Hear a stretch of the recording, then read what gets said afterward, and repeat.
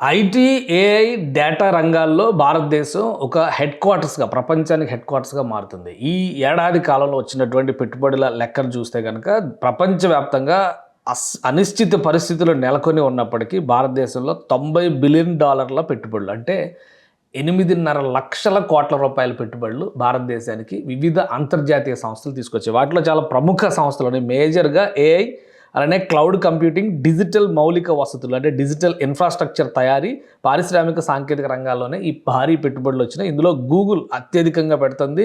దేశంలో ఏఐ మౌలిక వసతుల విస్తృత కల్పనలో భాగంగా $15 బిలియన్ $143,000,000 పెడుతుంది. అమెజాన్ భారతదేశంలో 2030 నాటికి $13 బిలియన్ అంటే $123,000,000 పెడుతుంది. ఎయిర్ ట్రంక్ ఆస్ట్రేలియాకి చెందినటువంటి డేటా సంస్థ 2030 నాటికి 5 గిగావాట్ల సామర్థ్యంతో ఉన్నటువంటి డేటా సెంటర్స్ నిర్మించే ప్రయత్నం చేస్తుంది. అందులో $2,85,000,000 పెట్టుబడులు పెడుతుంది అనమాట. ఇంకా ఇవి కాకుండా సెయింట్ గోబెన్ ఫ్రాన్స్కి చెందినటువంటి భవన నిర్మాణ సంస్థ ఇక్కడ 11,000 కోట్లు పెట్టుబడి పెడుతుంది.